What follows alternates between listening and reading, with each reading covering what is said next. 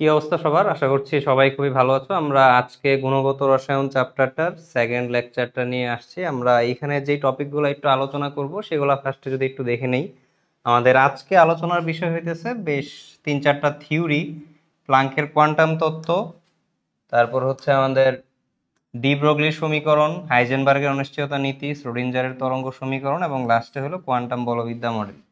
এই টপিকগুলোর মধ্যে আমাদের হলো প্লাঙ্কের তত্ত্ব এবং ডি ব্রগলি, এই দুইটার মধ্যে কিছু ম্যাথ আছে, ছোটখাটো ম্যাথ, এবং বাকি দুইটা প্রবলেমই আমাদের হলো জাস্ট হলো কনসেপচুয়াল কিছু থিওরি। যে এত ডিটেলসে আসলে এগুলো দরকার নাই, আমাদের বইয়ে যতটুক আছে এবং যতটুক আসলে পড়লে আমাদের জাস্ট কনসেপ্টটা একটু মাথায় থাকবে, যাতে আমরা অনুধাবন বা অবজেক্টিভ আসলে ভালো মতো আনসার করতে পারি। এইভাবেই আমরা আসলে আজকে লেকচারটা আসলে পড়বো। আচ্ছা, আমরা যদি এখন আমাদের প্রথম পয়েন্টটাতে যাই, যে প্লাঙ্কের কোয়ান্টাম তত্ত্ব যেটা আছে। এখন এই প্লাঙ্কের কোয়ান্টাম তত্ত্বটা মেইনলি হইতেছে যে আমাদের যে ফোটন গুলা থাকে তার এনার্জি সম্পর্কিত হলো একটা তত্ত্ব। আচ্ছা, আমরা যদি ফোটন নিয়ে ফার্স্টে একটু কথাবার্তা বলি, তাহলে ফোটন নিয়ে কথাবার্তা বললে আমরা যেটা বলতে পারি যে ফোটন জিনিসটা হইতেছে আমার কি, যে একটা আলোক উৎস থেকে যদি আমার হলো কি হয়, আলোক রশ্মি হলো এরকম নির্গত হয়, তাহলে এই ক্ষেত্রে তার ফোটনের যে টার্মটা, সেই টার্মটা হলো এরকম যে আলোক রশ্মি হলো আমাদের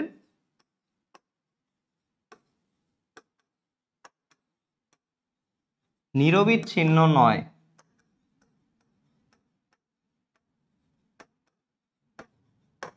ঠিক আছে, তার মানে আমরা বলতে পারি আসলে কি, যে আলোক রশ্মি হলো আমার কি বিচ্ছিন্ন ভাবে কি হয়, একটা উৎস থেকে হলো বের হয়। তাহলে এই বিচ্ছিন্ন বিচ্ছিন্ন যেই আমি পার্টিকেল সরি পার্টটা বলবো, যে একটা আলোক রশ্মি যখন বের হইতেছে তাহলে সে আমাদের হলো কি বিচ্ছিন্ন বিচ্ছিন্ন ভাবে বের হইতেছে, তাহলে প্রতিটা যে পোর্শন বা প্রতিটা পার্ট, এই পার্ট গুলোরই আমরা নাম দিচ্ছি আসলে কি, যে ফোটন। তার মানে আমাদের এই নিরবিচ্ছিন্ন যে হবে না এবং যে বিচ্ছিন্ন অংশগুলো হবে, তাহলে এই প্রতিটা বিচ্ছিন্ন অংশই হলো তোমার কি এক একটা ফোটন।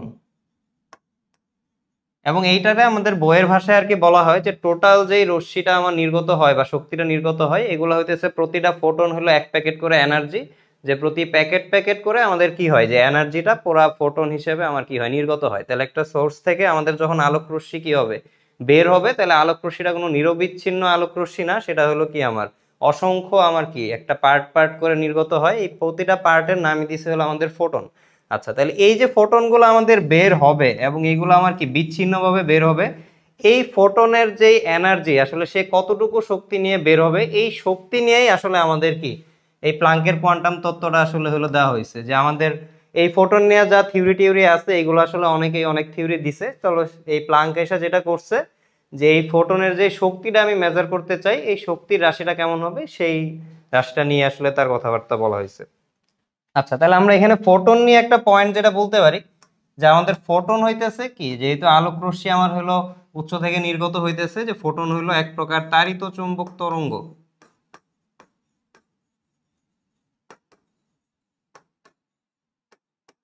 ঠিক আছে, তাহলে যেহেতু সে একটা তরঙ্গ, তাহলে তার কি আছে, অবশ্যই একটা কম্পাঙ্ক আছে, তার তরঙ্গ দৈর্ঘ্য আছে।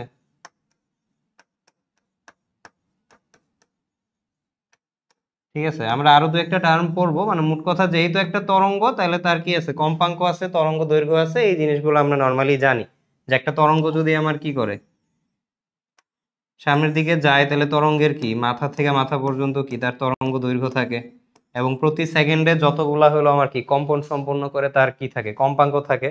তাহলে আমাদের যেহেতু ফোটন গুলা যখন নির্গত হয় এবং তারা আসলে আমার হলো কি একটা তাড়িৎচুম্বক তরঙ্গ, তাহলে তাদের একটা কি থাকবে, কম্পাঙ্ক থাকবে এবং কি তরঙ্গ দৈর্ঘ্য থাকবে। এখন এই প্লাঙ্কের যে কোয়ান্টাম তত্ত্ব দেওয়া হয়েছে, এই প্লাঙ্কের কোয়ান্টাম তত্ত্বটা হইতেছে আমাদের এরকম, যে সে যেটা বলছে যে আমার কি ফোটনের যেই শক্তি, এই শক্তি হইতেছে আমার কি কম্পাঙ্কের সমানুপাতিক।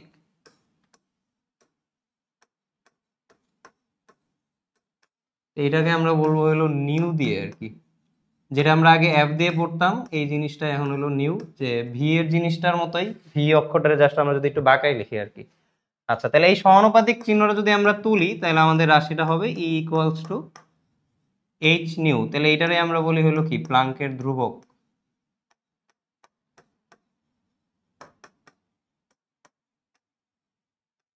আচ্ছা, তাহলে আমরা এখানে যদি একটু রাশিগুলো আমাদের ম্যাথ করার জন্য আর একটু বড়সড় করি যে ই ইকুয়ালস টু এইচ নিউ, এটা হলো আমাদের কি একটা টার্ম। এবং আমরা যেটা জানতাম ধরো ছোটবেলায় তরঙ্গের যে সমীকরণ, এই নিউ সমান হইতেছে আমার কি ভি বাই ল্যামডা, বা আমরা এফ সমান ভি বাই ল্যামডা যেটা ছোটবেলায় পড়তাম।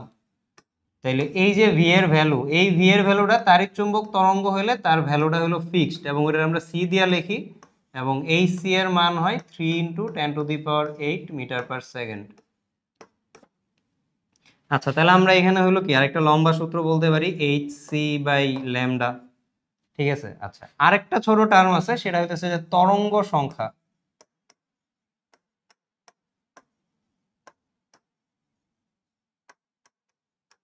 আচ্ছা, তরঙ্গ সংখ্যা টার্মটা হইতেছে আমার কি যে একক দৈর্ঘ্যে আমার হলো কি যে যতগুলা তরঙ্গ দৈর্ঘ্য থাকে, ঠিক আছে, তাহলে আমরা হলো যদি একটা জিনিসের তরঙ্গ দৈর্ঘ্য বলি হলো ল্যামডা, তাহলে জিনিসটা আমি কি বলতে পারি যে ল্যামডা পরিমাণ দূরত্বে আমার হলো কি থাকে, তরঙ্গ দৈর্ঘ্য থাকে হলো কয়টা, একটা। তাহলে আমার একক পরিমাণ দৈর্ঘ্যে তরঙ্গ দৈর্ঘ্য থাকবে কত, 1/λ পরিমাণ। ঠিক আছে, তাহলে এই জিনিসটারই আমরা কি তরঙ্গ সংখ্যা দিয়ে বলি, এবং তরঙ্গ সংখ্যাটা আমরা প্রকাশ করি হলো এই মিউ এর উপর বার দিয়ে, এবং তার প্রকাশ করার রাশি হলো 1/λ। এবং তার একক হলো কি হবে, আমরা যদি এটারে মিটার বলি তাহলে মিটার ইনভার্স 1, যদি সেন্টিমিটার বলি তাহলে সেন্টিমিটার ইনভার্স 1। ঠিক আছে, যদি ন্যানোমিটার বলি ন্যানোমিটার ইনভার্স 1। তার মানে দূরত্বের যে রাশিটা থাকবে তার শুধু কি ইনভার্স যেটা থাকবে সেটাই হলো আমার কি এই তরঙ্গ সংখ্যার একক। তাহলে আমরা যদি এখন সূত্রটা আরেকটু লেন্থ করি, তাহলে আমাদের কি হবে যে এইচ সমান এই 1/λ জায়গায় যদি আমি মিউ বার দেই, তাহলে আমার কি সি মিউ বার। তাহলে আমাদের টোটাল এই সমীকরণটাই আসলে লাগবে যে আমরা যদি ম্যাথগুলো আর কি করতে চাই।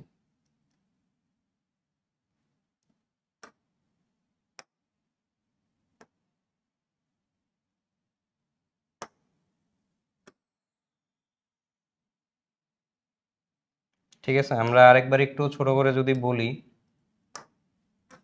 যে আমার একটা কম্পাঙ্কের শক্তি, তাহলে শক্তির জন্য আমার কি লাগবে, এইচ একটা প্লাঙ্কের ধ্রুবক লাগবে, এবং তার সাথে হলো কি আমি যদি কম্পাঙ্ক গুণ দেই তাহলে আমি কি পাবো, প্লাঙ্কের যেই সূত্র সেই সূত্র অনুযায়ী আমি ওই ফোটনের শক্তিটা পেয়ে যাব। এবং তার সাথে হলো আমার কি H into C by lambda, আমি যদি মিউকে রিপ্লেস করি তাহলে আমার কি হবে, সি বাই ল্যামডা হবে। আর 1/λ জায়গায় আমি যদি কি বলি মিউ বার বা তরঙ্গ সংখ্যা বলি, তাহলে আমাদের কি এইচ সি মিউ বার হলো, এটা আমরা লিখতে পারি। আচ্ছা, এখন এই জিনিসটা হলো আমার কি যে একটা ফোটনের শক্তি, মানে আমি যদি ধরে নিই যে একটা ফোটন আছে এবং তার কম্পাঙ্ক হলো নিউ, তাহলে আমাদের শক্তির সমীকরণটা হলো কি যে ই সমান কি এইচ নিউ। এখন আমি যদি বলি হলো কি যে এন সংখ্যক ফোটন, তাহলে আমি কি টোটাল একজনের শক্তি রেখে এন দিয়ে গুণ দিয়ে দিলেই হইতেছে। তাহলে তখন আমাদের সমীকরণটা আসবে হলো এই টাইপের যে ই ইকুয়ালস টু আমার যতগুলা ফোটনের সংখ্যা এই এন ইন্টু হইলো এইচ নিউ। পরে এই নিউ এর জায়গায় আমি আবার এই জিনিসগুলো বসাইতে পারবো, কোনো সমস্যা নেই। তাহলে আমাদের যদি ফোটন সংখ্যা বলা থাকে যে 10টা 20টা 30টা, তাহলে আমাদের হলো কি যে ই সমান এন ইন্টু আমার কি এইচ নিউ করতে হবে, যেখানে এন হলো আমার কি ফোটনের সংখ্যা।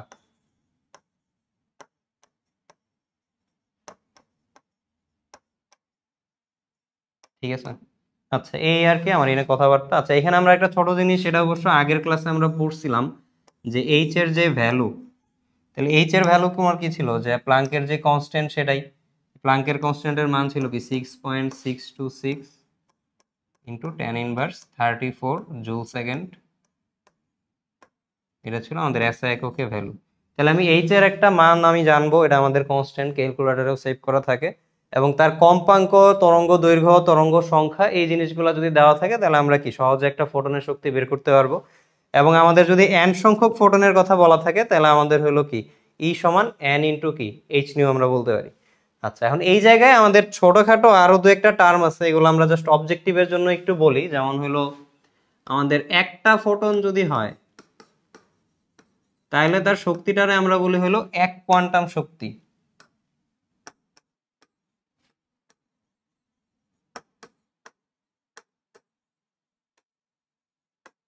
ঠিক আছে, তাহলে এখন যদি একাধিক হয় তাহলে আমাদের হলো ইউনিটটা একটু চেঞ্জ হয়, মানে বাংলা যে ভাষাটা আমরা বলি যে একাধিক ফোটন যদি হয় তাহলে জিনিসটা হলো যে আমাদের এই কোয়ান্টাম শব্দটা হলো সিঙ্গুলার।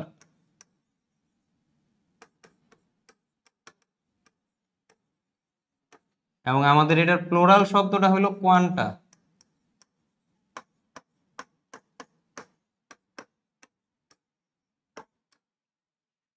ঠিক আছে, তাহলে আমাদের একাধিক ফোটন হইলে আমরা তখন বলবো যে এত কোয়ান্টা শক্তি আর কি। যদি আমি 10টা বলি তাহলে 10 কোয়ান্টা শক্তি, এই টাইপের আর কি। ঠিক আছে, তাহলে এখন আমি যদি বলি যে 1 মোল ফোটনের শক্তি, তাহলে আমি কি বলবো? তাহলে আমার 1 মোল মানে অ্যাভোগাড্রো সংখ্যক ফোটন, তাহলে ওইটা আমি বলবো যে এত কোয়ান্টা শক্তি। ঠিক আছে, মানে আমি কোয়ান্টাম ওয়ার্ডটা আর কি আর ইউজ করতে পারবো না। যখন একটা ফোটনের শক্তিই বলবো তখন আমি বলবো যে একটা ফোটনের শক্তি হইলো এত কোয়ান্টা শক্তি, সরি 1 কোয়ান্টা শক্তি। আর যদি একাধিক আসে তখন আমাদের কি যে এত কোয়ান্টা শক্তি হলো বলতে পারবো না। এই শক্তির ভ্যালু কি হবে ওইটার একক আমাদের জুলেই থাকবে, যে এত কোয়ান্টা শক্তি মানে কি এত ইন্টু কি তার এইচ ইন্টু নিউ, এই টাইপের জিনিসপত্র আর কি। আচ্ছা, আমরা ম্যাথ সামনে করব, তাহলে এখানে আমাদের পয়েন্ট হইতেছে যে যদি প্লোরাল সংখ্যাটা থাকে তাহলে আমরা কি কোয়ান্টাম শক্তি না বলে কোয়ান্টা শক্তি বলবো, আর আমাদের যদি কি একটা ফোটন থাকে তাহলে আমাদের কি 1 কোয়ান্টাম শক্তি আমরা বলবো। আচ্ছা, এখন এখানে আমাদের ছোট একটা অবজেক্টিভের জন্য টার্ম মনে রাখতে হবে, যে এই যে আমরা 1 মোল ফোটনের শক্তিটা বলছি, এই 1 মোল ফোটনের শক্তিটার একটা নাম আছে, এটা আমরা বলি যে 1 আইনস্টাইন পরিমাণ শক্তি।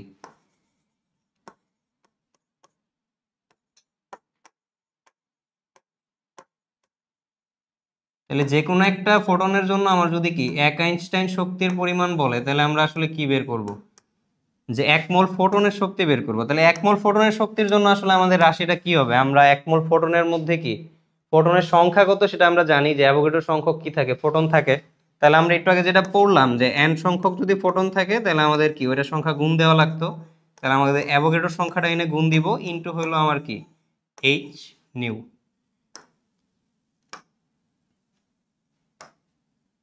তাহলে এইটা হবে আমাদের কি যে 1 মোল ফোটনের জন্য আমরা যদি কি বের করি, শক্তির পরিমাণটা বের করি। ঠিক আছে, তাহলে আমাদের ম্যাথের জন্য এই কয়েকটা টার্মই আসলে লাগবে, যে আমাদের মেইন সূত্র যেটা E সমান এইচ নিউ, যদি n সংখ্যক হয় তাহলে n ইন্টু এইচ নিউ, এবং আমাদের যদি কি প্রতি মোলের জন্য বলে তাহলে n এ ইন্টু কি আমার এইচ নিউ। এবং এই ক্ষেত্রে আরেকটা ইম্পর্টেন্ট পয়েন্ট হইতেছে যে এই শক্তির যখন আমরা ইউনিটটা বসাবো তখন কিলোজোল বা জোল সাথে একটা পার মোল দিয়ে দিতে হবে আর কি।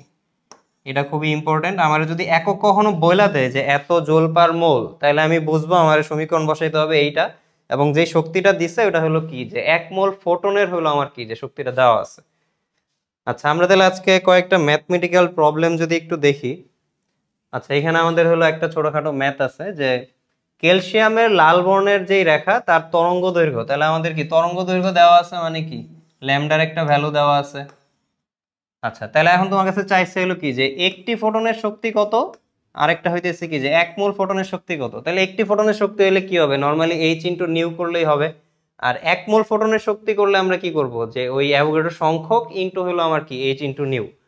আচ্ছা, আমরা যদি এখন মানগুলো একটু বসাই দিই তাহলে কি হবে, আমাদের প্রথমটাতে হবে যে একটা ফোটনের শক্তি হলো যে 1 ইন্টু এইচ নিউ, তাহলে আমাদের H into C by lambda. তাহলে এইচ এর ভ্যালু আমি জানি 6.626 tan ইনভার্স 34। আমরা সবকিছু এসআই বসাইতে পারি, তাহলে আমাদের শক্তিটা হলো সরাসরি চলে আসবে। সি এর মান 3 ইন্টু 10⁸, এবং আমাদের ল্যামডা হলো আমার কি 650 ন্যানোমিটার। তাহলে 650 ইন্টু কি tan ইনভার্স 9 মিটার। তাহলে আমরা যদি এখানে এটা বসাই দিই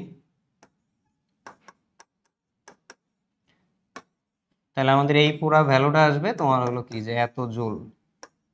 ঠিক আছে, আচ্ছা, তাহলে পরের যেটা, এটা যদি আমরা আগের ম্যাথটা বের করে রাখি তাহলে আমার কি একটা ফোটনের যে শক্তি আমি পাইছি সেটার আমি কি করতে পারি, যে 1 মোল ফোটনের জন্য যে সংখ্যা এটা দিয়ে গুণ দিয়ে দিলেই হয়। আর আমি যদি একদম প্রথম থেকে হলো এটা করতে চাই তাহলে আমার কি এই N A into H C by lambda. তাহলে আমাদের আগের যা বসাইছি ওই ভ্যালুটা এনে থাকবে, সামনে হইলো কি যে অ্যাভোগাড্রো সংখ্যাটা শুধু গুণ হবে।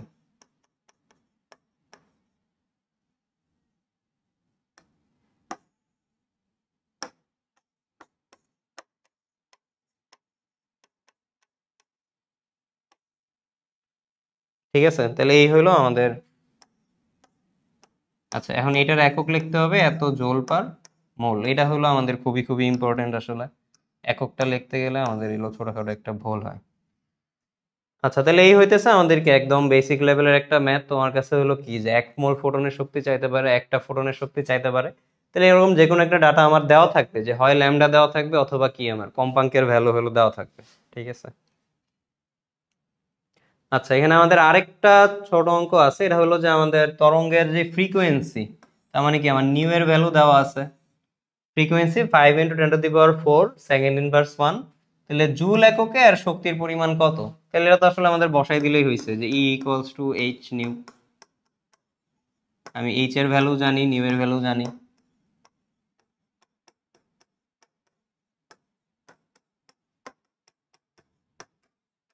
তাহলে আমাদের কি হবে যে এত জুল পরিমাণ শক্তি। ঠিক আছে। আচ্ছা, আমাদের আর তেমন ম্যাথ আসলে এখানে দরকার নাই। আমরা আচ্ছা আরেকটা ছোটখাটো ম্যাথ আমরা যদি একটু দেখাই দিই একটা কনসেপ্টের জন্য। ধরো আমি যদি এখানে বলি যে কোন ফোটনের শক্তি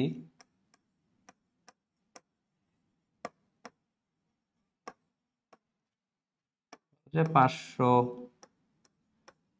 কিলো জোল পার মোল,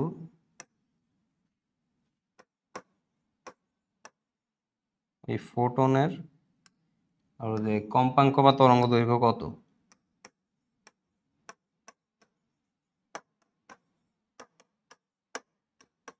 বা তরঙ্গ সংখ্যা কত, আমাদের যেটাই বলুক আর কি। আচ্ছা, তাহলে এখন কথা হলো যে তোমার যে শক্তির ভ্যালুটা দেওয়া থাকবে তার ইউনিটটা একটু খেয়াল রাখতে হবে যে এটা আসলে শুধু জুলে দিছে নাকি জোল পার মোলে দিছে। যদি শুধু জোলে দিয়ে থাকে তাহলে আমাদের কি E = h নিউ বসাইলেই হয়। আর যদি জোল পার মোল থাকে তাহলে এখন এই না একটা ভালোই ভুল হয় যে আমাদের তাড়াহুড়া করতে গেলে E = h নিউ, ই এর মান আমি যদি 500 বসাই দেই এবং এখান থেকে যদি নিউ বের করি তাহলে এটা আসলে পুরোপুরি ভুল।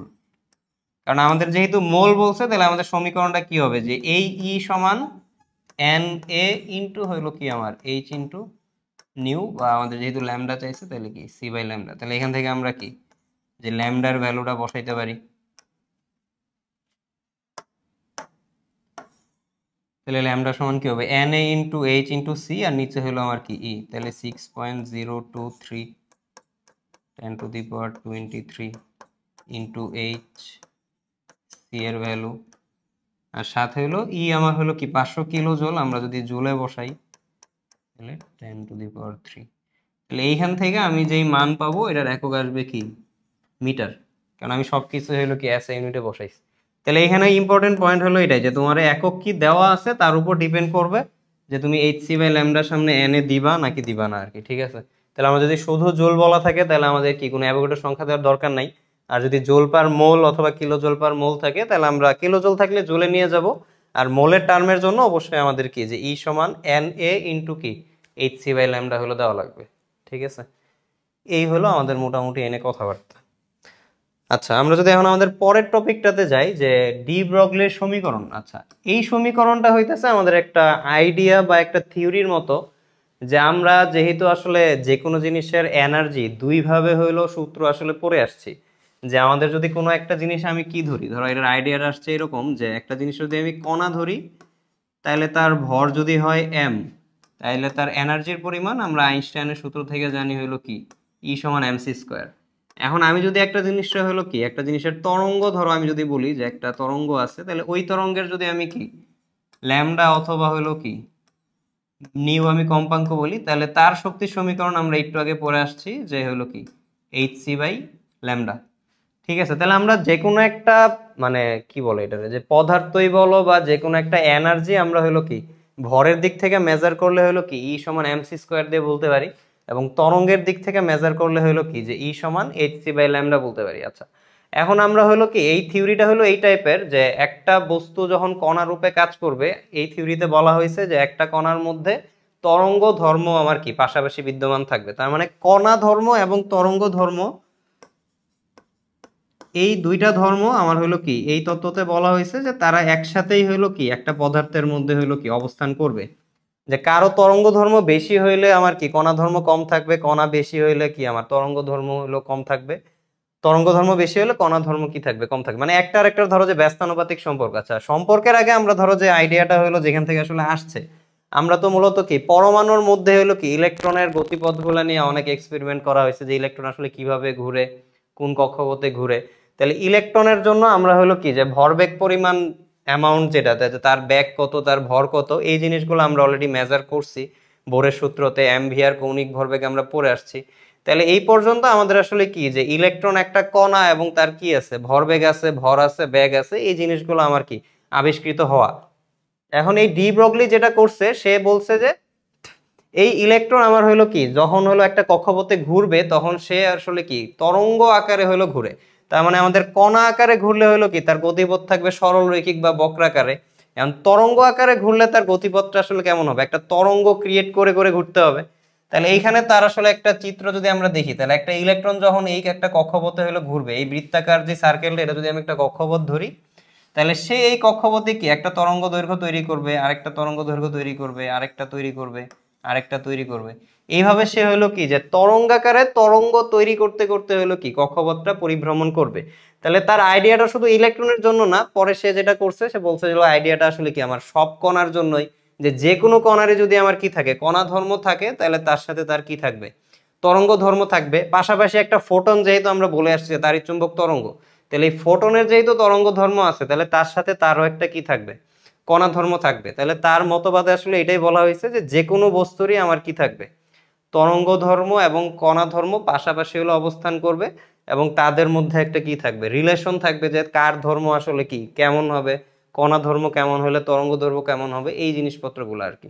আচ্ছা, এখন আমরা যদি আসলে এই ফর্মুলাটা একটু নিয়ে আসি, তাহলে আমরা একটু এই কনসেপ্ট থেকে আনতে পারি যে একটা পদার্থরে আমি যাই চিন্তা করি, কণাই চিন্তা করলাম অথবা হলো কি যে তরঙ্গই চিন্তা করলাম, তার মধ্যে শক্তির অ্যামাউন্ট তো আর ভিন্ন ভিন্ন হবে না, ঠিক আছে। তাহলে আমি যদি একটা ফোটনের জন্যই আসলে চিন্তা করি, যে একটা ফোটনের জন্য আমার হলো কি, তার যদি আমি একটা কণা ধরি, তাহলে তার যেই এনার্জি হবে, এবং তার যে আমি যদি তরঙ্গ ধরি, তাহলে তার যেই শক্তি হবে, এই দুইটা শক্তি যদি আমি সমান সমান বলি, মানে যেদিক থেকে আমি আসলে মেজার করি, তাহলে কণা চিন্তা করে মেজার করলেও যে শক্তি হবে, তরঙ্গ চিন্তা করে মেজার করলেও যে শক্তি হবে, দুইটা শক্তি যদি আমি ইকুয়াল ধরি আর কি, তাহলে আমাদের কণার জন্য কি আসবে, এমসি স্কোয়ার পরিমাণ এনার্জি, এবং আমাদের যে তরঙ্গ, এটার জন্য আমরা কি বললাম, এইচ সি বাই ল্যামডা। তাহলে এখন যদি আমি সি আর সি হলো কাটি, তাহলে আমাদের সমীকরণটা কি আসে, এম ইন্টু সি সমান হইলো কি এইচ বাই ল্যামডা। এখন এই যে এম ইন্টু সি, ফোটনের ব্যাগ তো আমরা অলরেডি পড়লাম, সেটা হলো কি যে আলোর ব্যাগ, বা আমরা যে সি দিয়ে প্রকাশ করতেছি সেটা, বা তার চুম্বক তরঙ্গের ব্যাগ। আর এমটারে যদি আমি আসলে কি একটা তুল্য বা সমতুল্য ভর আসলে চিন্তা করি, যে একটা ফোটন যদি কণা হিসেবে কাজ করেই, তাহলে তার ভর যদি হয় এম, তাহলে এই এম ইন্টু সিটারে আমরা আসলে কি বলতে পারি, একটা ছোটভাবে হলো ভর বেগ বলে দিতে পারি। তাহলে এই পি সমান আমার কি আসে, এইচ বাই ল্যামডা। তাহলে এইটা হইতেছে আমাদের কি, যে ডি ব্রগলির সমীকরণ। আচ্ছা, এই সমীকরণটা নিয়ে আমরা যদি আরেকটু কথাবার্তা বলি, তাহলে হলো কি যে এই এমসিটারে আমরা পি টার্মে হলো যদি বলি, তাহলে এটা হইতেছে কি তার ভরবেগ বা ফোটনের ভরবেগ, এখানে হলো আমাদের কি এইচ কনস্ট্যান্ট, আর নিচে হলো তোমার কি যেটা তরঙ্গ দৈর্ঘ্য। আচ্ছা, আমরা এই ফর্মুলার মধ্যে আমরা কিছু সম্পর্ক হলো বলতে পারবো, যেমন ধরো আমরা যেটা আনলাম যে P equals to H by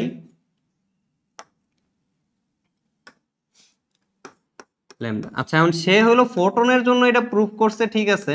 পরবর্তীতে বলছে যে যে কোনো বস্তু যদি হয়, তাহলে আমরা পি সমান যে এম ইন্টু সি বলছি, তাহলে ওই সি তো আর সি থাকবে না, যে কোনো বস্তু হলে তার তো আর আলোর বেগে চলার কোনো দরকার নাই।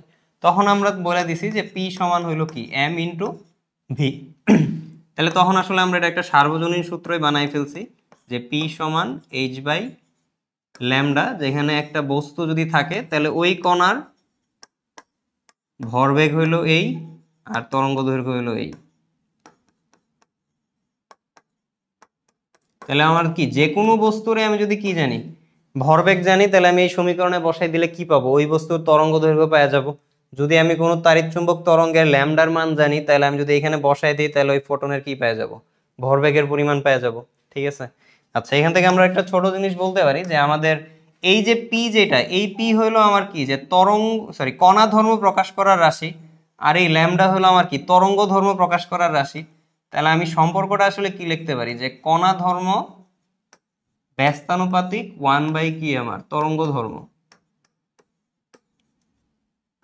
ঠিক আছে। তাহলে এখান থেকে আমরা আসলে একটা টার্ম বুঝতে পারি, যে দুইটা ধর্মই আমরা আসলে সবসময় বুঝি না কেন, যে যার মধ্যে কণা ধর্ম কি আছে, বেশি আছে, তার মধ্যে কি আমার তরঙ্গ ধর্মের পরিমাণটা কম, আর যার মধ্যে কি আমার তরঙ্গ ধর্ম বেশি আছে তার মধ্যে হলো কি কণা ধর্মের পরিমাণটা কম। এই কারণে ম্যাক্সিমাম ক্ষেত্রে আমাদের আসলে কি যে কোনো একটা ধর্ম আসলে কি একটু বেশি ভিজিবল হয়, অন্য ধর্মটা একটু আমাদের কি ভিজিবল আসলে কম হয়। এখন একটা ইলেকট্রনও যেহেতু আমার কি একটা কণা রূপে আমার কি গতিশীল থাকে, তাহলে ইলেকট্রনটাও কি ডি ব্রগলির তরঙ্গ ধর্ম অনুযায়ী আমার কি তার তরঙ্গ ধর্মও থাকবে, তার কি থাকবে কণা ধর্মও থাকবে। তাহলে আমাদের এই ইলেকট্রন যখন গতিপথে আমার হলো কি কক্ষপথে ঘুরবে, তখন সে আসলে কি তরঙ্গ ধর্ম অনুসরণ করে হলো ঘুরবে, বা তরঙ্গ দৈর্ঘ্য তৈরি করতে করতে কি করবে পুরা পথটা হলো অতিক্রম করবে। ঠিক আছে। আচ্ছা, এখন এই ডি ব্রগলির সমীকরণ থেকে আমরা যেটা করতে পারি সেটা হইতেছে, আমরা বোর মতবাদের একটা ত্রুটি হলো পড়ছিলাম, যে সে একটা সূত্র দিছিল, সূত্রটা হইতেছে কি যে mvr সমান nh/2π, এবং এইটার ত্রুটিটা ছিল যে সে এটার আসলে কোনো কি দেয় নাই, প্রমাণ হইলো দিতে পারে নাই, সে ধরো যে এক্সপেরিমেন্ট করে করে তার একটা ফর্মুলা হলো দিয়ে গেছে। তাহলে এই জিনিসটা হলো প্রমাণ করা যায় আমাদের এই ডি ব্রগলির সমীকরণের সাহায্যে। আমরা এই প্রমাণটা যদি এখন একটু দেখি, ঠিক আছে, তাহলে আমাদের হলো ডি ব্রগলির সমীকরণ হইতে mvr সমান nh/2π এর হলো প্রুফ। আচ্ছা, তাহলে এখন আমরা যেহেতু ডিসিশন নিছি যে একটা ইলেকট্রন যেহেতু আছে, তাহলে এই ইলেকট্রনের কি আছে কণা ধর্ম আছে, তরঙ্গ ধর্ম আছে, তাহলে সে একই সাথে কণা প্লাস হলো কি তরঙ্গ। তাহলে যেহেতু তরঙ্গ আছে, তাহলে আমরা বলবো হলো কি যে সে তরঙ্গ তৈরি করতে করতে ঘুরবে। ঠিক আছে। আর কণার জন্য তো আমার হইলো কি তার ভরবেগ আছেই, এম আছে, তার কি আছে ভি আছে। আচ্ছা, তাহলে এই যে তরঙ্গ তৈরি করবে তার হইলো আসলে একটা রুলস আছে। রুলসটা হলো কি, ধরো যে তুমি যে কোনো কক্ষপথে যে কোনো সংখ্যক তরঙ্গ আসলে সে তৈরি করবে না। তাহলে এই ক্ষেত্রে আমাদের রুলসটা হইতেছে এরকম, এবং এই রুলসটা খুবই ইম্পর্টেন্ট এমসিকিউ এর জন্য, যে যততম কক্ষপথে সে ঘুরবে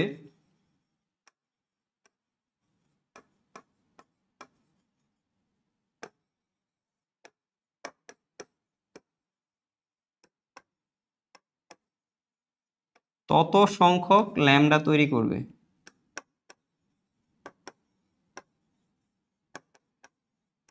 ঠিক আছে। তার মানে সে যদি হলো কি যে 2 নাম্বার কক্ষপথে ঘুরে, তাহলে সে ল্যামডা তৈরি করবে কয়টা, 2টা। যদি সে 3 নাম্বার কক্ষপথে ঘুরে, তাহলে আমার ল্যামডা তৈরি করবে কয়টা, 3টা। 4টাতে ঘুরলে কি 4টা। তাহলে আমরা ধরো এখানে যদি চতুর্থ কক্ষপথই ধরি, তাহলে তার এখানে কয়টা 4টা ল্যামডা তৈরি করা উচিত। তাহলে এটা আসলে আমরা ভালো মতো আঁকতে পারি হলো কি, তাহলে 4টা ভাগ করলাম। তাহলে আমরা আসলে কি জানি যে একটা তরঙ্গ দৈর্ঘ্য মানে হইলো যে একটা পিক আছে, একটা কি আছে ডাউন আছে। এইভাবে যদি আমি চিন্তা করি, তাহলে আমার কি এইখানে কি একটা পিক একটা ডাউন দিয়ে একটা শেষ হবে, একটা পিক একটা ডাউন দিয়ে শেষ হবে, একটা পিক একটা ডাউন দিয়ে শেষ হবে, আর একটা পিক একটা ডাউন দিয়ে শেষ হবে। তাহলে এইখানে হলো একটা ল্যামডা, 2টা ল্যামডা, 3টা ল্যামডা, 4টা ল্যামডা। ঠিক আছে। তাহলে এইগুলা মাঝে মধ্যে চিত্র আঁকতে দেয় যে ইলেকট্রনের তরঙ্গ ধর্ম এততম কক্ষপথে দেখাও, অথবা এরকম চিত্র দিয়ে বলতে পারে কি যে এটা কোন কক্ষপথ। তাহলে এটার জন্য আসলে একটা ভালো হিসাব হইতেছে তুমি শুধু এই মাথা মাথা গুলা গুনতে পারো, যে যতগুলা মাথা আমার থাকবে একটা চিত্রের মধ্যে, আমার হলো কি তার তরঙ্গ দৈর্ঘ্য হইলো ততগুলা, এবং তার হইলো কি কক্ষপথ হইলো অতগুলা। তাহলে আমাদের ল্যামডা আছে কয়টা, 4টা। তাহলে আমাদের কক্ষপথটা হইলো কয় নাম্বার, 4 নাম্বার। ঠিক আছে। আচ্ছা, এই হইলো কথা। আচ্ছা, এখন যদি আমরা একটু প্রুফটাতে আসি। আচ্ছা, তাহলে এখন দেখো আমাদের যেহেতু আর রেডিয়াসের একটা কি হবে কক্ষপথ থাকবে, এবং তার চতুর্দিকে যখন ইলেকট্রন ঘুরবে তখন সে কিভাবে ঘুরবে, এরকম তরঙ্গ তৈরি করতে করতে ঘুরবে। তাহলে তার যে পুরা তরঙ্গ দৈর্ঘ্যের লেন্থ, এটা আসলে কি হবে আমার তার এই কক্ষপথের পরিধির সমান হবে। তাহলে আমরা যদি n-তম কক্ষপথ বলি, তাহলে আসলে কি বলতে পারি দেখো তো। ধরো n-তম যদি আমি বলি, তাহলে আমাদের ঘটনা কি হবে যে 2πr n হইলো তার কি পরিধি, এবং এই পরিধির সমান পরিমাণ ডিস্টেন্সে সে অতিক্রম করতেছে কি n সংখ্যক ল্যামডা অতিক্রমের মাধ্যমে। বুঝা গেছে কি, মানে ধরো একটা ল্যামডা যদি হয়, তাহলে এই ল্যামডা তো আসলে কি বোঝায়, ইন থেকে এতটুকু ডিস্টেন্সই বোঝায়। তাহলে সে যদি n সংখ্যক ল্যামডা দিয়ে কি একটা কক্ষপথ অতিক্রম করে, তাহলে তার টোটাল ডিস্টেন্সটা কি হবে n ইন্টু ল্যামডা। এবং এই ডিস্টেন্সটা কার সমান, সে যে কক্ষপথে ঘুরতেছে তার আমার কি পরিধির সমান। তাহলে এই সমীকরণের সম্পর্কটা আমাদের অবজেক্টিভে ভালোই কাজে লাগে, যে আমার একটা কক্ষপথে যদি কি ব্যাসার্ধের মান দেওয়া থাকে, তাহলে ওই কক্ষপথে উৎপন্ন কি আমার ল্যামডার মান আমি সরাসরি এখান থেকে পেয়ে যাবো। আচ্ছা, এখন আমরা যদি এখানে একটু মডিফাই করি। আচ্ছা আমরা যদি হলো আমাদের আচ্ছা প্রুভের টার্গেট হলো কি আমাদের mvr সমান nh/2 এই জিনিসটা আমাদের আনতে হবে। আচ্ছা এখন আমাদের ডি ব্রগলির থেকে আমরা যেটা আসলে জানি যে আমাদের এই পি বা mv এই mv সমান হলো কি যে h/λ।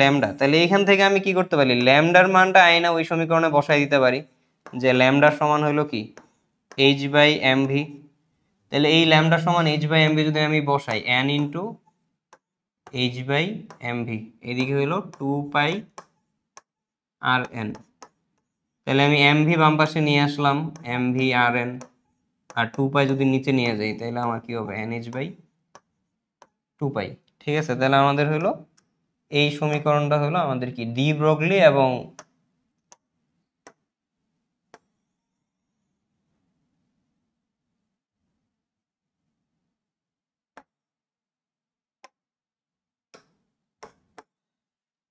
এবং আমাদের হলো যে এই কি বলে তরঙ্গ ধর্ম আছে, সেই তরঙ্গ ধর্ম দুইটা একসাথে আমরা যদি কম্বাইন করি তাহলে এই কম্বাইন করে আমরা হলো কি এমভিআর সমান nh/2 হলো আনতে পারি। আচ্ছা এই প্রমাণ আসলে খুব একটা আসবে না, তোমাদের অনুধাবনের জন্য একটু মাথায় রাখতে পারো, মানে একবার পড়লে দেখবা যে অটোমেটিক মাথায় থাকবে। তাহলে এখান থেকে আমরা আসলে এই সম্পর্কটা মনে রাখবো যে 2πr সমান হলো কি n ইন্টু ল্যামডা, আর এটা তো আমরা আগেই আসলে ম্যাথ ট্যাথ করে আসছি। তাহলে এই হইতেছে আসলে কথা। তাহলে এখানে ইম্পর্টেন্ট আসলে কি যে আমাদের চিত্র দেখে কক্ষপথ কত এটা আমাদের বলতে পারতে হবে, অথবা একটা কক্ষপথের মধ্যে আমাদের যদি কি যে তরঙ্গগুলা হলো আঁকতে দেয় তাহলে সেটা পারতে হবে, এবং আমাদের কি 2πr সমান mvr সমান nh/2 এই একটা সমীকরণ, আর এদিকে হলো কি 2πrn সমান হলো কি n ইন্টু ল্যামডা। এই সম্পর্কগুলাই আমাদের হলো কি এই জায়গায় হলো লাগবে। আচ্ছা আমরা এখন এটা যদি দুই একটা ম্যাথ করি, এই ম্যাথগুলোও সোজা, মানে তুমি যা সমীকরণে বসাবা আর হইলো আনসার চলে আসবে আর কি। তাহলে এইখানে তোমার বলছে কোনো একটা ইলেকট্রনের ব্যাগ আলোর ব্যাগের হলো কত 5%, তাহলে তরঙ্গ দৈর্ঘ্য হইলো কত হবে। আচ্ছা তাহলে আলোর ব্যাগের 5% যদি আমার কি হয় ইলেকট্রনের ব্যাগ হয় তাহলে আমার কি ভি এর মানটা দেওয়া আছে, এবং ইলেকট্রন যেহেতু বলছে তাহলে তার আমি কি জানি এম এর মান জানি। তাহলে আমি যদি এম আর ভি জানি তাহলে আমার আসলে কি চাইছে ল্যামডা চাইছে, তাহলে আমি কি ডি ব্রগলির সমীকরণে বসাই দিলেই হবে। তাহলে আমরা তো অলরেডি পড়লাম যে এই পি সমান কি হবে এই জায়গায় এম ভি সমান কি h/λ। তাহলে আমাদের ল্যামডা সমান আসবে h/mv। আমি যদি ভ্যালুগুলা বসাই দিই তাহলে h এর ভ্যালু তো আমরা জানি 6.626 10^34 সরি 10 ইনভার্স। আচ্ছা এরপরে হলো আমাদের ভর 9.1 10^31। আর আলোর ব্যাগের হলো আমার কত 5%, তাহলে আলোর ব্যাগ যদি আমি বলি 3 10^8 ইন্টু 5% বা 5/100। তাহলে এইখান থেকে যা আসবে এটাই হলো আমার আনসার, এবং একক কি হবে আমাদের যেহেতু ল্যামডা তাহলে আমরা যেহেতু সব এসআই বসাইছি তাহলে কিসে বেরোবে মিটারে হলো বেরোবে। ঠিক আছে। আচ্ছা এরপরে হলো আমাদের পরের ম্যাথটা। আচ্ছা তাহলে এই ম্যাথটা হইতেছে আমাদের কি ওই ফিজিক্সে আমরা যে গতিশক্তির সাথে হইলো ভরবেগের কিছু রিলেশন পড়তাম ওই কনসেপ্ট দিয়ে ম্যাথ। তাহলে আমার কাছে কি দেওয়া আছে একটা গতিশক্তি দেওয়া আছে যে 4.8 মেগা ইলেকট্রন ভোল্ট, এবং এইটা হলো একটা ইলেকট্রন, তাহলে তার তরঙ্গ দৈর্ঘ্য কত। ঠিক আছে, আর আমরা যদি সরাসরি না করতে চাই তাহলে আমাদের এই গতিশক্তি সমান কি লিখতে পারি 12mv² লিখতে পারি। ঠিক আছে, তাহলে এখান থেকে আমি কি ভি এর মানটা নিয়ে আসতে পারবো যে 2 ইন্টু ইকে বাই হলো এম আর হলো কি √ওভার। তাহলে এই ভি যদি আমি পাওয়া যাই তাহলে আমার কি হবে এই এম ভি সমান h/λ। তাহলে এখান থেকে আমি কি ল্যামডার মানটা হলো বের করে নিয়ে আসতে পারবো যে M into V by sorry h/m into V.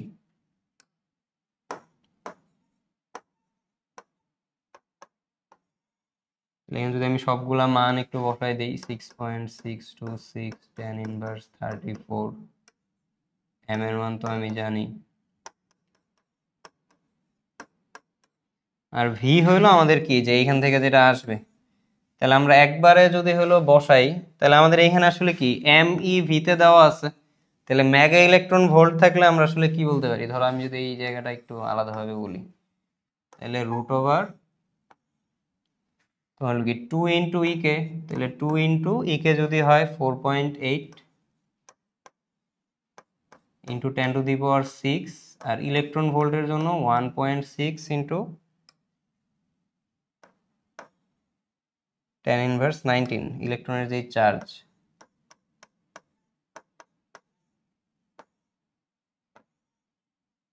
আচ্ছা নিচে হলো আমাদের কি আবার ভর যেটা আছে সেটা,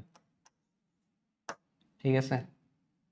তাহলে আমরা হলো এই অংশটা ওই জায়গায় বসাবো, তাহলে এখান থেকে হলো কি পাবো, ল্যামডার মান হলো পাওয়া যাবো যে এত মিটার, ঠিক আছে। তাহলে এই হলো কথা। তাহলে আমাদের গতিশক্তি দেওয়া আসলে থাকতে পারে, তাহলে গতিশক্তি দেওয়া থাকলে আমরা কি করব, এই গতিশক্তি আর ভর ইউজ করে তার ব্যাগের মানটা বের করব, তারপর ওই ব্যাগ থেকে হলো আমাদের কি তরঙ্গ দৈর্ঘ্য বের করব। আচ্ছা এখানে একটা ছোট ফর্মুলার মতো তোমরা একটু পড়তে পারো।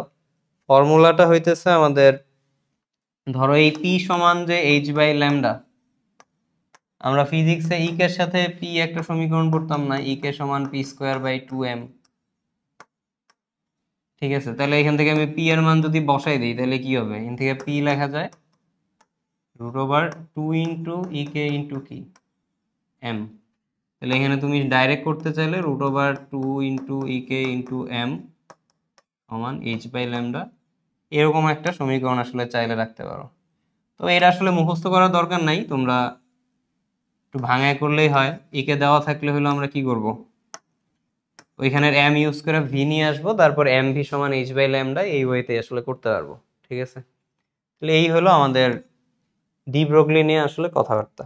আচ্ছা এরপরে আমাদের ছোট একটা থিওরির টপিক আছে, সেটা হইতেছে হাইজেনবার্গের অনিশ্চয়তার নীতি। আচ্ছা এই নীতিটা আসলে মানে একটু বুঝতে সমস্যা হয়, বলতে আমাদের ওই ইলেকট্রনের ভিতরে আসলে কিভাবে থাকে না থাকে এই সেন্স নিয়ে হলো তোমার এই হাইজেনবার্গের অনিশ্চয়তা নীতিটা একটু বোঝা কঠিন হয়। এখন আমি মোটামুটি যতটুকু আসলে সহজভাবে বললে তোমরা একটু কনসেপ্টটা মাথায় রাখতে পারবা, ওইভাবে আসলে বলার একটু চেষ্টা করবো। দেখো কারণ এটা থেকে আসলে কোয়েশ্চেন খুব একটা আসে না, তোমরা যেটা করবা যে এটার নীতিটা হলো মুখস্থ করলেই হয়, শুধু আমার কতে আনসার করার জন্য বা খতে আনসার করার জন্য।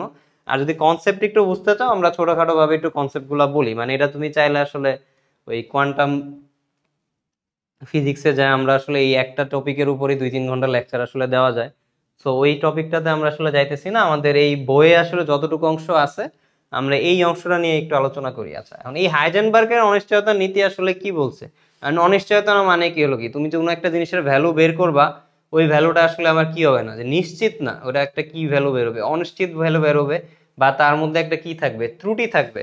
আচ্ছা তাহলে তার যে নীতিটা আসলে দিছে সেটা হইতেছে কি, যে একটা গতিশীল ইলেকট্রনের কণা এবং তরঙ্গ ধর্ম উভয়ই যেহেতু আসলে আছে, তাহলে আমাদের কি, যে হাইজেনবার্গ গাণিতিকভাবে একটা জিনিস প্রুফ করছে যে কোনো একটা গতিশীল কণার অবস্থান হলো আমার কি, যদি নির্ভুলভাবে নির্ণয় করা যায় তখন তার কি হয়, ভরবেগ নির্ণয় করা আমাদের কি হয়ে যায়, অনিশ্চিত হয়ে পড়ে। আবার যদি তুমি ভরবেগ নির্ভুলভাবে বের করো তাহলে আমার কি, অবস্থান নির্ণয় কি হয়, অনিশ্চিত হয়ে যায়। তার মানে জিনিসটা হলো যে আমার সম্পর্কটা কার কার মধ্যে, এই অবস্থানের সাথে আমার কার, ভরবেগের মধ্যে। তুমি যদি অবস্থান নির্ভুলভাবে বের করো তাহলে কি হবে, ভরবেগ হলো অনিশ্চিত হবে।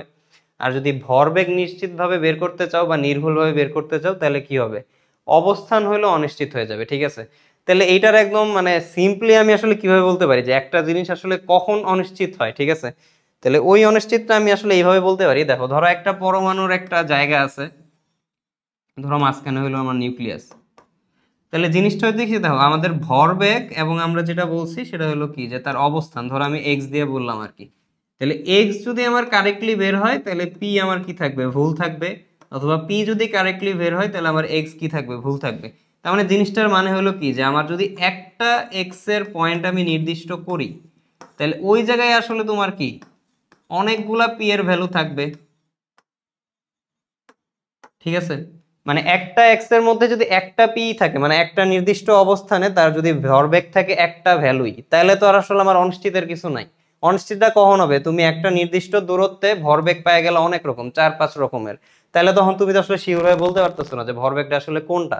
অথবা আমি যদি বলি যে একটা ভরবেগের ভ্যালু আমি নিলাম, যে একটা ইলেকট্রনের ভরবেগ হবে ধরো যে 5 মিটার/সেকেন্ড, ঠিক আছে, সরি কেজি, পরে হলো কি মিটার/সেকেন্ড, আমি ভরবেগের একক যদি বলি আর কি। তাহলে একটা নির্দিষ্ট মানের, ধরো আমি 5 একক মানের একটা ভরবেগ বললাম, তাহলে এই ভরবেগটা আমার কি, যে অনেকগুলা ডিস্টেন্সে হলো থাকবে বা অনেকগুলা এক্স এর জন্য থাকবে, ঠিক আছে। তাহলে আমরা এই দুই ভাবে আসলে জিনিসটা বলতে পারি যে আসলে কিভাবে অনিশ্চিত হয়। তাহলে একটা পার্টিকুলার এক্স এর জন্য আমার কি অনেকগুলা পি থাকবে, অথবা একটা পার্টিকুলার পি অনেকগুলা কি এক্স এর পয়েন্টে থাকবে, তাইলেই আসলে আমি কি যে এক্স এর মান নির্ণয় করলে আসলে বলতে পারবো না যে ওই জায়গার মধ্যে কোন পিটা আছে, অথবা একটা পি এর ভ্যালু নির্ণয় করলে আমি বলতে পারবো না যে ওই পিটা আসলে আমার কি কোন অবস্থানে আছে। তাহলে একটা ইলেকট্রন আমরা যেহেতু আসলে কি যে কক্ষপথের পরেও আরো কিছু আইডিয়া আছে যে আমার কি অরবিটাল বলতে একটা জায়গা আছে, আমি ধরো যদি পি অরবিটাল বলি, আমি হালকা একটু আইডিয়া রাখতেছি যে তোমরা একটু পি অরবিটালের শেপটা জানো। তাহলে পি অরবিটালের শেপ আসলে কেমন থাকে, যে দুইটা আমার কি ডাম্বেল থাকে, লোব থাকে দুইটা। আচ্ছা, তাহলে এই লোবের আইডিয়াটা আসলে কেমন, যে এই জায়গার মধ্যে ইলেকট্রন তো আসলে তোমার কি এমনি এমনি ঘুরতেছে না, জিনিসটা হলো যে একটা ইলেকট্রনের অবস্থান এই সবগুলা জায়গাতেই কোনো না কোনো সময় পাওয়া গেছে, এবং তারা যদি আমি একটা শেপ দেই তাহলে শেপটা হইতেছে আমার কি এই লোবের মতো, ঠিক আছে।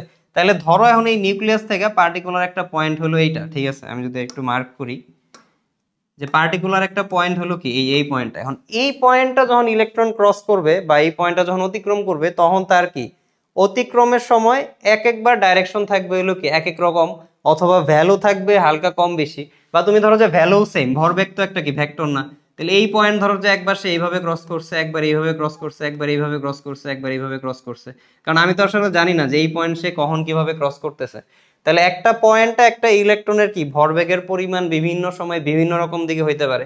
অথবা এখন যদি আমি একটা নির্দিষ্ট ভরবেগ ডিফাইন করি, ধরো যে একটা ভরবেগ হলো এই ডাইরেকশনে এত মানের, তাহলে এই মানের এই ডাইরেকশনের ভরবেগ তুমি হলো কি বিভিন্ন জায়গার মধ্যে কি পাবা পাইতে পারো, ঠিক আছে। তাহলে আমি এখন কি বলতে পারি যে এই ভরবেগ যদি আমি ফিক্সড করি যে আমি এই ভরবেগটাই চাই, তাহলে অবস্থানটা তো আমার কি অনিশ্চিত হয়ে যাবে না, যে আমি বিভিন্ন জায়গায় কি করতে পারি ওই ইলেকট্রনটা অবস্থান করতে পারে। বা একটা নির্দিষ্ট জায়গায় যদি আমি ইলেকট্রনের অবস্থানটা ফিক্সড করি, তাহলে ওই জায়গায় তার কি এক একবার ক্রস করার সময় কি এক এক রকম দিক থেকে ক্রস করবে, বা তার কি ভরবেগের পরিমাণটাও হবে কি ভিন্ন ভিন্ন।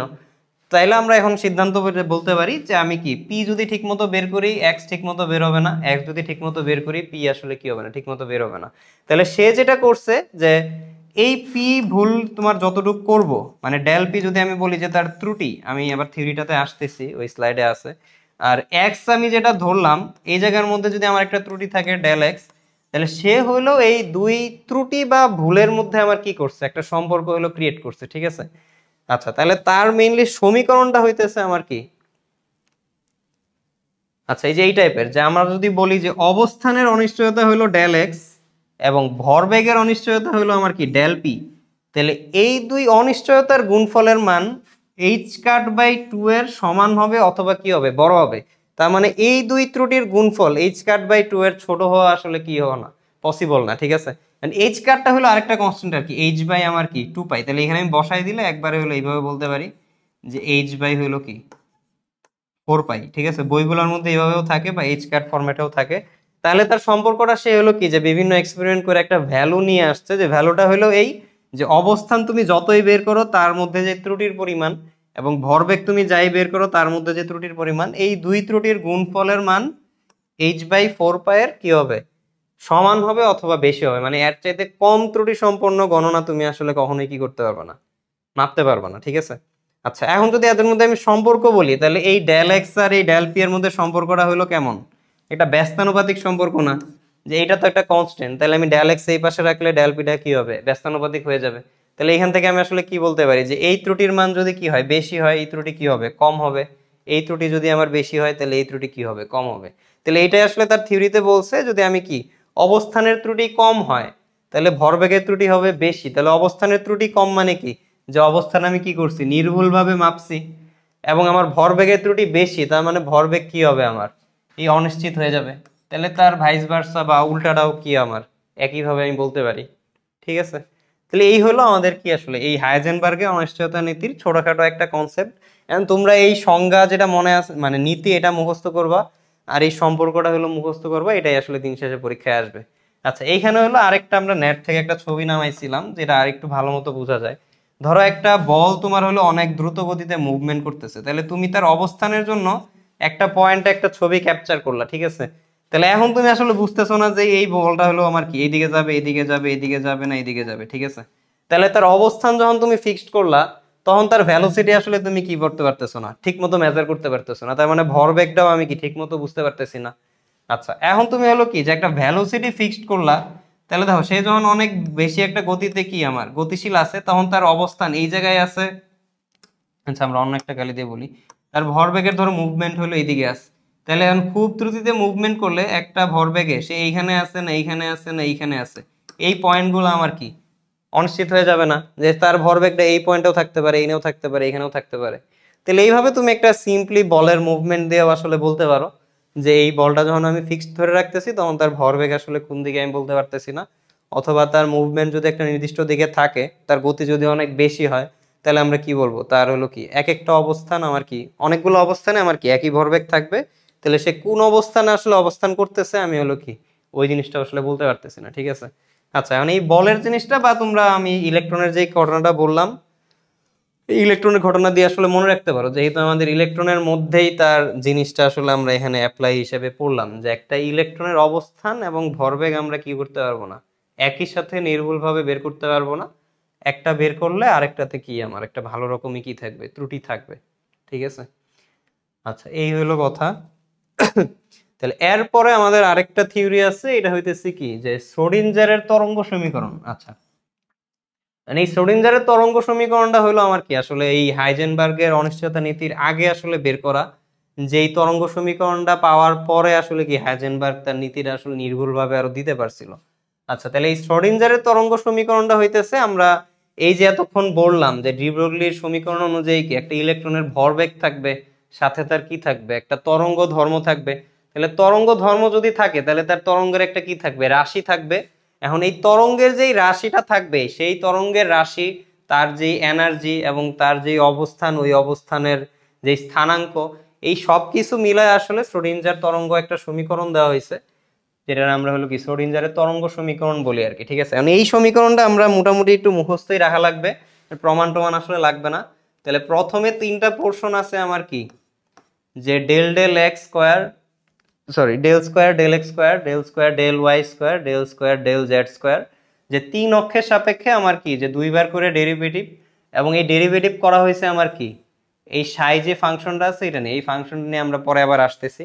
এবং সাথে আমার এখানে আছে কি যে পাই আছে, এম আছে, প্লাঙ্কের ধ্রুবক আছে, ই আর ভি আছে। ই আর ভি এর পরিচয় হলো আমরা কি শক্তি রাশি আমলা আমরা এখন আমরা পড়ি নাই।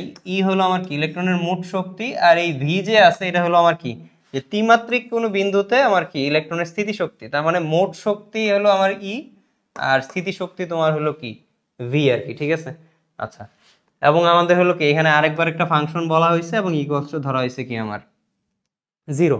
তাহলে এই সাইটার আমাদের বলা হয় ত্রিমাত্রিক বিভিন্ন স্থানে ইলেকট্রনের তরঙ্গের আমার হলো কি যে বিস্তৃতির ফাংশন। ঠিক আছে, আর এক্স ওয়াই জেড হলো আমার কি স্থানাঙ্কের মানে অবস্থান আর কি।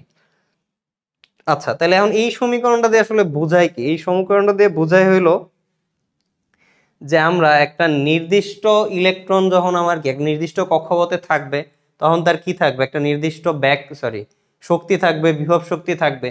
এখন এই ইলেকট্রনের যে গতিপথ আসলে সে আমার কি কোন পজিশনে ইলেকট্রনটা আসলে বেশি আমি পাইতেছি, মানে একটা অরবিটালের তো আমার কি সব জায়গায় তো আর ইলেকট্রন থাকে না। এই অরবিটালের আমার হলো কি যে জায়গাগুলো একটু বেশি, এই জায়গার মধ্যে বেশি ইলেকট্রন আছে, যে জায়গাগুলো একটু সরু ওই জায়গায় কি আছে, কম আছে, বা পুরা কক্ষপথের কোথাও নাই আমার কি এই অরবিটাল সম্পন্ন যে জায়গা, এই জায়গাটায় কি আছে, ইলেকট্রনটা আছে। তাহলে সে আসলে যে তরঙ্গ আকারে ঘুরতেছে, এই তরঙ্গের সমীকরণ যদি আসলে আমি পেয়ে যাই, তাহলে আমি আসলে কি করতে পারবো, যে একটা নিউক্লিয়াসের মধ্যে, নিউক্লিয়াস বলতে একটা পরমাণুর মধ্যে ওই ইলেকট্রনটা কোন কোন জায়গায় আসলে আমার কি অবস্থান করতেছে আমি কি সেই জিনিসটা হলো পাওয়া যাবো। ধরো যেই জায়গার মধ্যে আমার কি ইলেকট্রনের তরঙ্গের আসলে কি নাই, কোনো বিস্তার নাই, তাহলে সেই জায়গার মধ্যে ইলেকট্রন আসলে তোমার কি যে তরঙ্গ ধর্ম অনুযায়ী আমরা বলতে পারি ওই জায়গার মধ্যে তার তরঙ্গ ধর্ম নাই, এবং সে ওই জায়গার মধ্যে আসলে কি অবস্থান করারও তার কোনো কি নাই, সম্ভাবনা নাই। ঠিক আছে, তাহলে মোট কথা হলো এই যে সমীকরণ, এই সমীকরণটা থেকে আমরা কি একটা সলভ করে কি করতে পারি, ইলেকট্রনের যে একটা তরঙ্গের ফাংশন, এই ফাংশনটা নিয়ে আসতে পারি, এবং এই ফাংশনের উপর ডিপেন্ড করে আমি ডিসাইড করতে পারি যে একটা পরমাণুর মধ্যে কোন কোন অবস্থানে একটা ইলেকট্রনের অবস্থান আসলে থাকতে পারে, এবং অবস্থানটা তার কতটুক প্রবাবিলিটি নিয়ে থাকতে পারে। মানে ধরো যে একটা বিন্দুতে ইলেকট্রন থাকার সম্ভাবনা 20% হবে, 30% হবে, নাকি 90% হবে, এই জিনিসগুলো আমরা হলো কি এই সাই থেকে হলো নিয়ে আসতে পারি। ঠিক আছে, আচ্ছা এখন এখানে আমরা ছোটখাটো কিছু পয়েন্ট হলো একটু বলি, পরে আমরা আবার এটার সলভিং প্রসিডিউরটাতে যাব। তাহলে এই সমীকরণে যে সাই আমরা বলছি, এই সাইয়ের কিছু তাৎপর্য আছে, যেহেতু আমরা বলছি সে আসলে কি আমার একটা বিস্তৃতি বোঝায় তরঙ্গের, তাহলে সে হলো কি হবে একটা বাস্তব মান হবে, এবং এটা একটা একক মান, এবং আমার কি অবিচ্ছিন্ন মান, মানে যেহেতু আমার কি একটা তরঙ্গের ফাংশন বা সমীকরণ, এটা একটা অবিচ্ছিন্ন ফাংশন হবে এবং এর আসলে কোনো ভৌত তাৎপর্য নাই। মানে এই সমীকরণটা সলভ করে আমি যে ভ্যালুগুলো পাবো ওইগুলো আমাদের কি একটা ম্যাথমেটিক্যাল টার্ম, এগুলোর কোনো ভৌত তাৎপর্য নাই। এবং এই যে ই এর তরঙ্গ, এই তরঙ্গ ফাংশনের যে বিস্তৃতি হবে, এই বিস্তৃতিটাই মূলত আমার কি এই সাই আর কি। ঠিক আছে, যে একটা ইলেকট্রনের যে তরঙ্গ আকারে ঘুরতেছে তার যে ফাংশনটা থাকবে, এই ফাংশনের যে বিস্তার বা বিস্তৃতি বোঝাবে, সেটাই হলো আমার কি এই সাই দিয়ে হলো আমরা বুঝবো। ঠিক আছে, আচ্ছা এখন হলো এই সমীকরণটা আসলে আমরা কিভাবে ইউজ করি, আমাদের ম্যাথ নাই, তবে আমরা এটার একটু প্রসিডিউরটা একটু পড়তে পারি। ঠিক আছে, আচ্ছা তাহলে সলভিং প্রসিডিউরের উদ্দেশ্য হলো কি, যে আমরা সায়ের ভ্যালুটা আমার দরকার একটা নির্দিষ্ট জায়গায়, যে ওই নির্দিষ্ট জায়গায় আমি যদি সায়ের ভ্যালুটা পাই তাহলে আমি বলতে পারবো ওই জায়গার মধ্যে ইলেকট্রনের বিস্তৃতিটা কেমন বা ওই জায়গার মধ্যে ইলেকট্রন থাকার সম্ভাবনাটা আসলে কেমন। ঠিক আছে, আচ্ছা তাহলে আমাদের যে ওয়েভ ইকুয়েশনটা আছে একটু আগে আমরা যেটা দেখলাম, এই ওয়েভ ইকুয়েশনের মধ্যে আমি কি করব, একটা নির্দিষ্ট শক্তি, গতিশক্তি, বিভব শক্তি, মোট শক্তি যাই বলো না কেন, ই এবং ভি আমি ইনপুট দিব। এই ইনপুট দিব আসলে কি বেসিসে, আমি সে কোন কক্ষপথের ইলেকট্রন ধরতেছি ওই অনুযায়ী তার কক্ষপথের শক্তি বা বিভব শক্তি বসাবো এবং এই ইকুয়েশন আমি সলভ করব। এই ইকুয়েশনে দেখো তোমার এই সাই ছাড়া বাকি সব কিন্তু আমি জানি, তুমি ডিডি এক্স এর স্কয়ার বলো, এইদিকে ই থাকে, ভি থাকে, সমান ধরো যে জিরো থাকে, যাই থাকে সব কিছুর ভ্যালু বসায় আমি কি একটা ডিফারেন্সিয়াল ইকুয়েশন হলো সলভ করব। সলভ করলে আমি কি পাবো, এই ওয়েভ ফাংশনের এই যে এই সাই জিনিসটা হলো পাবো। তাহলে এই সাইয়ের যে ভ্যালু এটা আমার কি বোঝাবে, ওই ইলেকট্রনের যে ফাংশন বা সেই যে তরঙ্গাকারে ঘুরতেছে তরঙ্গের যে ফাংশন তার কি বোঝাবে, বিস্তৃতি বোঝাবে। এখন এই বিস্তৃতি যেহেতু বুঝাইতেছে, তাহলে বিস্তৃতি আমরা কি হয় উপরেও যায় বা নিচেও যায়, আমরা যেহেতু হলো এসএইচএম মোশন গুলা হলো পড়ি, তাহলে বিস্তৃতির মান পজিটিভ নেগেটিভ দুইটাই হইতে পারে। তাহলে সায়ের আরেকটা টার্ম আমরা বলতে পারি যে সে আসলে কি হয়, পজিটিভও হইতে পারে অথবা কি আমার নেগেটিভও হইতে পারে। ঠিক আছে, এখন এই যে আমি সাই পাইলাম, এই বিস্তৃতিটা নিয়ে আসলে আমার পরবর্তী কাজ কি, পরবর্তী কাজ হলো যে এই সাইডারে আমি কি করব, স্কয়ার করব। তাহলে স্কয়ার করলে আমি আসলে যেটা পাই, যে একটা জিনিসের বিস্তার যদি আমি বর্গ করি তাহলে এটা আসলে কিসের সমানুপাতিক হয়, তীব্রতা বা কি আমার ইন্টেন্সিটির সমানুপাতিক হয়। তাহলে আমি সাই জিনিসটা পাইলাম যে একটা ইলেকট্রনের বিস্তার একটা কক্ষপথের মধ্যে কোন কোন জায়গায় কি রকম থাকবে সেই জিনিসটা, এবং এই সাই স্কয়ার যদি আমি কি করি স্কয়ার করি তাহলে আমি কি পাবো, তীব্রতার সমানুপাতিক একটা টার্ম পাবো। তাহলে তীব্রতা সমানুপাতিক টার্ম পাইলে এটা আসলে আমার কি বোঝায়, যে ওই জায়গার মধ্যে ইলেকট্রন থাকার ইন্টেন্সিটি বা তীব্রতাটা আসলে কেমন, মানে ওই জায়গায় যদি ইলেকট্রন আসলে কি থাকার সম্ভাবনা বেশি থাকে তাহলে এই ভ্যালুটা আমার কি বেশি পরিমাণ আসা উচিত, যদি আমার কম থাকে তাহলে সাই স্কয়ারের ভ্যালুটা কি আমার কম পরিমাণে আসা উচিত। মানে জিনিসটা হচ্ছে যেই জায়গায় অবস্থানটা ইলেকট্রনের আছে এইখানে সে আসলে কি তার তরঙ্গ দৈর্ঘ্য শো করবে, যেহেতু আমরা বলতেছি একটা ইলেকট্রনের মধ্যে দুইটা ধর্মই থাকবে, তার মানে তার যেই জায়গায় অবস্থান থাকবে সেই জায়গায় তার কি থাকবে, একটা তরঙ্গ ধর্ম শো করবে। তাহলে এই তরঙ্গ ধর্ম শো এর টার্মটা যদি আমি সাই বলি যে সেটা হলো কি আমার বিস্তার, তাহলে এই বিস্তারটা আমি হলো কি সমীকরণ সলভ করে বের করব। বিস্তারের মান ওই জায়গার মধ্যে আছে মানে কি ইলেকট্রন ওই জায়গার মধ্যে এক্সিস্ট করতেছে, তার তরঙ্গ দৈর্ঘ্য এখানে শো করতেছে। এবং এই সায়ের যখন আমি স্কয়ার করব তখন এই স্কয়ারের রাশিটা আমার কি, যে ওই তরঙ্গের আমার কি তীব্রতার সাথে ইকুইভ্যালেন্ট একটা রাশি।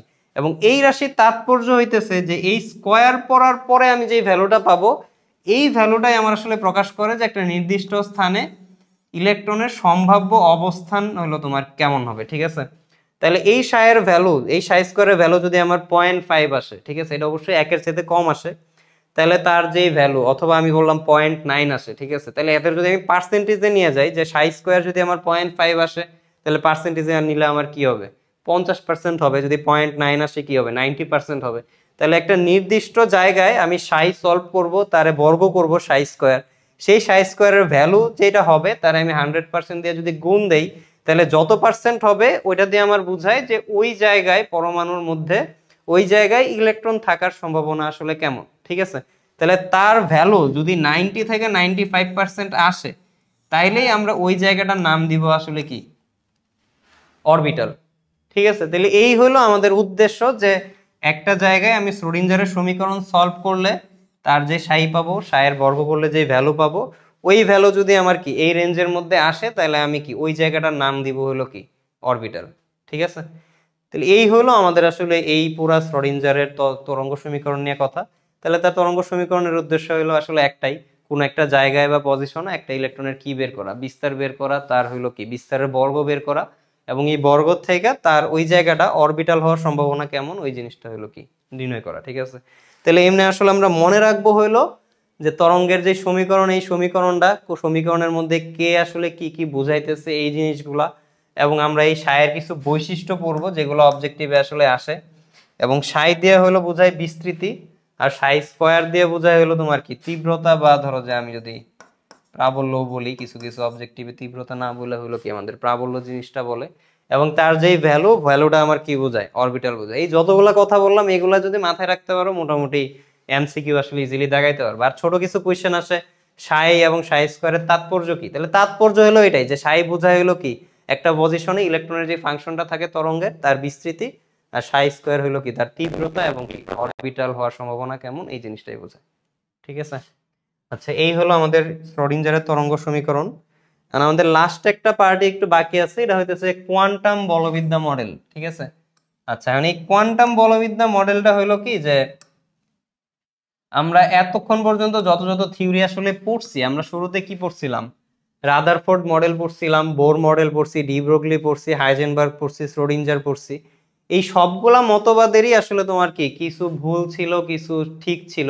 তাহলে সবগুলা ঠিক জিনিসগুলা নিয়ে আমরা আসলে কি পরিপূর্ণ একটা মডেল দাঁড় করাইছি, যেই মডেলের মাধ্যমে আমার হলো কি যে একটা পরমাণুর ওই নিউক্লিয়াস এবং ইলেকট্রনের যাবতীয় যত টার্ম আসলে আমার কি তারে বোঝানোর জন্য দরকার সবকিছুই আমরা কি পাওয়া যাব। ঠিক আছে, তাহলে ওই মডেলটাই হলো আমাদের কি কোয়ান্টাম বলবিদ্যা মডেল। এখন আমরা একটা একটা যদি বলি, দেখো রাদারফোর্ডের যে মডেল ছিল তার থেকে আসলে আমরা কোন ধারণাটা নিতে পারি, ওই নিউক্লিয়াসের ধারণা নিতে পারি, যে নিউক্লিয়াসের অবস্থান এবং পরিমাণ কেমন হবে, এই সব কিছুই আমি কি করছি এই রাদারফোর্ড থেকে হলো পেয়ে গেছি। ঠিক আছে, তাহলে নিউক্লিয়াসের আইডিয়াটা আমি নিব কি রাদারফোর্ড থেকে, এবং এইটা হলো আমার কোয়ান্টাম বলবিদ্যা মডেলের প্রথম পয়েন্ট, যে আমি রাদারফোর্ড মডেল থেকে নিউক্লিয়াসের আইডিয়াটুকু নিছি। এবং বোর মডেল থেকে আমি আসলে কি নিব, বোর মডেল থেকে আমি কি পাইছিলাম, ওই যে স্থির কক্ষপথের আইডিয়াটা পাইছিলাম, যে ওই কক্ষপথে থাকলে সে কি করবে না, শক্তি গ্রহণ বা বর্জন করবে না। এবং আমরা কি সাথে আসলে কি এক ইলেকট্রনের কি বর্ণালীর একটা আইডিয়া পাইছিলাম। ঠিক আছে, তাহলে আমরা কি বোর মডেল থেকে এই দুইটা পয়েন্ট নিব আমাদের কোয়ান্টাম বলবিদ্যা মডেলের জন্য। আচ্ছা পরে হলো ডি ব্রগলি, তাহলে ডি ব্রগলি হইলো এই যে আমরা ইলেকট্রন গুলা মুভমেন্ট করতেছে তার জন্য কি দুইটা ধর্মই থাকবে, কণা ধর্ম এবং কি তরঙ্গ ধর্ম। যেই কণা তরঙ্গ ধর্ম ইউজ করে আমরা কি করছিলাম, এই শ্রোডিঞ্জারের তরঙ্গ সমীকরণ হলো আমরা কি সলভ করছি, যেহেতু আমরা আগে আসলে প্রমাণ করে আসছি যে তার তরঙ্গ ধর্ম থাকবে, তাহলে ওই তরঙ্গ ধর্মটা অ্যাপ্লাই করে আমি কি শ্রোডিঞ্জারের সমীকরণ সলভ করছি। এবং এই সমীকরণ সলভ করে আমি কি পাইছি, আসলে বিভিন্ন অরবিটাল সম্পর্কে আইডিয়া পাইছি, বা অরবিটালের আকার আকৃতি। আচ্ছা আকৃতি বা আমরা ধরো যে অবস্থানই বলি, আকৃতিটা আসলে আরো পরের বিষয়। ধরো অরবিটালের ধারণা আমি বললাম আর কি সাপোজ, বা তরঙ্গ সমীকরণের তার তরঙ্গের প্রকৃতি। ঠিক আছে, আচ্ছা এরপরে হলো হাইজেনবার্গের নীতি। তাহলে হাইজেনবার্গের নীতি কি করছে, ওই ইলেকট্রনের যে দুইটা ধর্ম আমরা পড়ছি, কণা ধর্ম তরঙ্গ ধর্ম, এই ধর্মের উপর বেসিস করে সে আসলে কি করছে, তার যেই অবস্থান এবং ভরবেগ তাদের মধ্যে একটা সম্পর্ক হলো নিয়ে আসছে, যে একটা ইলেকট্রনের অবস্থান এবং ভরবেগ কেমন হওয়া উচিত এবং তাদের ত্রুটিগুলা হলো কেমন হওয়া উচিত, এই সম্পর্কে সে আসলে কি করছে একটা আইডিয়া দিচ্ছে। ঠিক আছে, তাহলে এই জিনিসপত্রগুলো নিয়েই আমাদের হলো কি এই 5টা পয়েন্ট নিয়ে আমাদের কি করা হয়েছে, টোটাল একটা পরিপূর্ণ মডেল দাঁড় করানো হয়েছে। সেটা হলো কি কোয়ান্টাম বলবিদ্যা মডেল, যেখানে রাদারফোর্ডের পয়েন্ট আসছে, বোরের পয়েন্ট আসছে, ডি ব্রগলি আসছে, হাইজেনবার্গ আসছে, শ্রোডিঞ্জার, সবার পয়েন্টগুলো নিয়েই আমার হলো কি এই পরিপূর্ণ মডেলটা হলো কি দাঁড় করানো। এখন আমাদের এই যে তরঙ্গ সমীকরণের বিভিন্ন ভ্যালু ট্যালু সলভ হবে, এইগুলা নিয়ে পরবর্তীতে আমাদের আরেকটা আইডিয়া আনা হয়েছে, যে একটা ইলেকট্রনের যাবতীয় যা কিছু আছে সবকিছু প্রকাশ করার জন্য আমরা কি আরেকটা কোয়ান্টাম সংখ্যার একটা টার্ম নিয়ে আসছি আর কি। ঠিক আছে, তাহলে ওইটাও আসলে এই মতবাদের আইডিয়াগুলোর পরে, মানে এই মতবাদে আমাদের নিউক্লিয়াস নিয়ে সবকিছু ব্যাখ্যা করা শেষ, একটা ইলেকট্রনের কি কি থাকা উচিত বৈশিষ্ট্য সবগুলা ব্যাখ্যা করা শেষ। এরপরে আমাদের একদম এক্সাক্ট আর একটু প্রিসাইজ অবস্থান বা প্রকৃতিগুলা নিয়ে আমাদের হলো কি কোয়ান্টাম নাম্বারের হলো আইডিয়াটা আনা হয়েছে আর কি। ঠিক আছে, তাহলে এই হলো আমাদের আজকের যে টপিকগুলা, তোমার ডি ব্রগলির সমীকরণ, তারপর হলো আমাদের কি প্লাঙ্কের কোয়ান্টাম তত্ত্ব, হাইজেনবার্গের অনিশ্চয়তা নীতি, এবং শেষে হলো আমার কি কোয়ান্টাম মডেল। এইগুলো নিয়ে আমাদের আজকের লেকচার ছিল আর কি। ঠিক আছে সবাই